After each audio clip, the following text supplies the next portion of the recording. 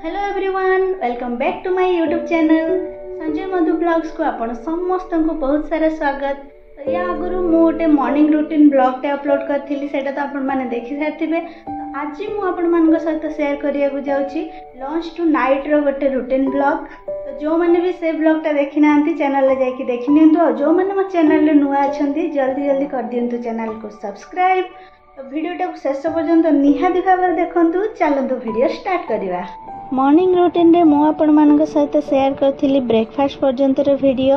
Breakfast पर मु किछि फ्रूट्स नहीं जाए, एटा मोर रेगुलर रूटीन रे रहउची। जहाँ भी फ्रूट्स मो पाखरे थाए मु सेटा को नहीं जाए। आज मो पाखरे गोटे सेव, गोटे कमला और गोटे डालिंब रहिछि, ताको मु छडे दे के खाउची। प्रेगनेंसी रे फल खाइबा निहाती जरूरी, तेणु फलटा को मु केबे भी स्किप करेनी। प्रत्येक दिन मु किछि ना किछि फल खाइथाए। प्रेगनेंसी टाइम रे स्ट्रेच मार्क्स तो होची गोटे नॉर्मल कथा, एटा समस्तंकर आसी थाए।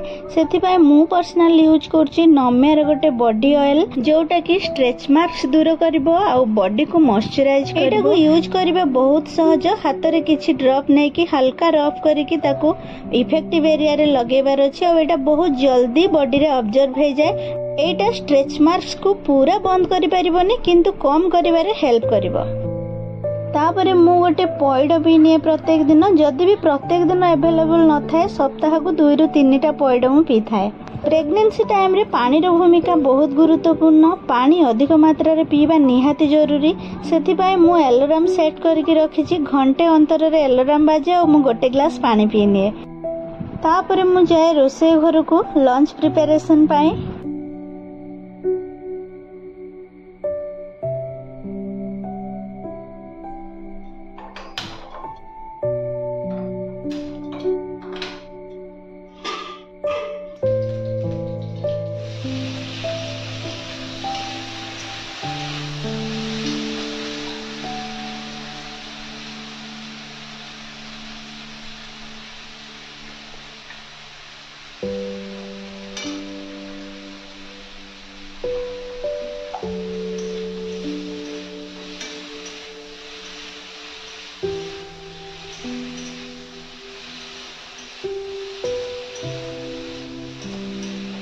रोसे करबा टाइम रे मते पुणी थरे भोक लागिला, तेणु मु 2टा सिझा अंडा नहीं नीची।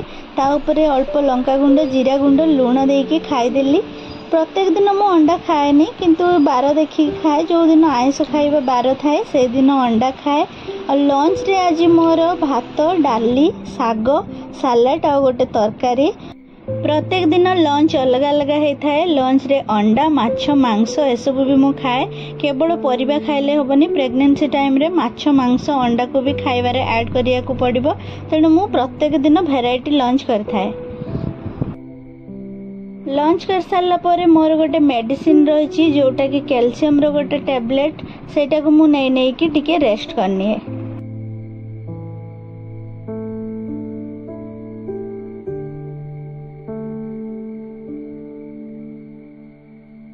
शोईकी उठिला परे पुणी भोक लागिला, तेणु गोटे गिनारे भजा चना नहीं कि खाईदेली।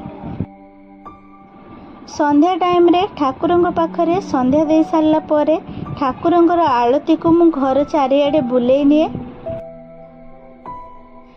तापरे मोर इवनिंग वॉक टाइम हो जाए। घर भितर मु संध्या बेले 15 ରୁ 20 मिनिट एपट सेपट हुए।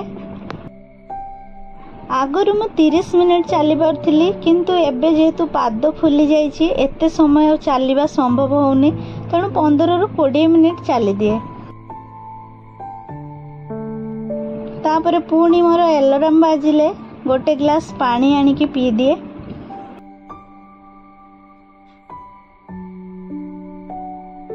राति 9टा बेलू को रोसे घर को जाए डिनर रेडी करिया पाई। एपटे मु क्षीर भी बसैछि, प्रोटीन सहित गोले की पीबी। आज डिनर रे मोर रोटी आ भजा। डिनर कर सारा परे गरम क्षीर को आनिकी ग्लास को ढाली दे। आ जो प्रोटीन पाउडर टा मते डॉक्टर प्रेस्क्राइब करिसेंती, सेथिरु गोटे चामच गोले की प्रोटीन पाउडर रेडी करिकी पी दिए।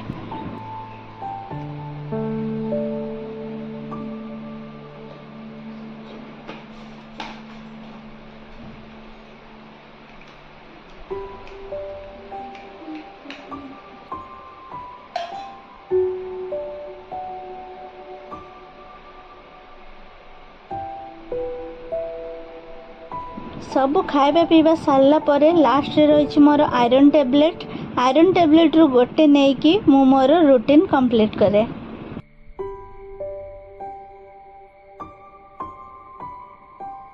तो फ्रेंड्स एटा थिला मोर आजिर लंच टू नाइट रो गोटे रूटीन ब्लॉग वीडियो भल लगी वीडियो को लाइक करेंगे। आ किसी डाउट थिले कमेंट माध्यम निहाती जनइबे। रही जय जगन्नाथ।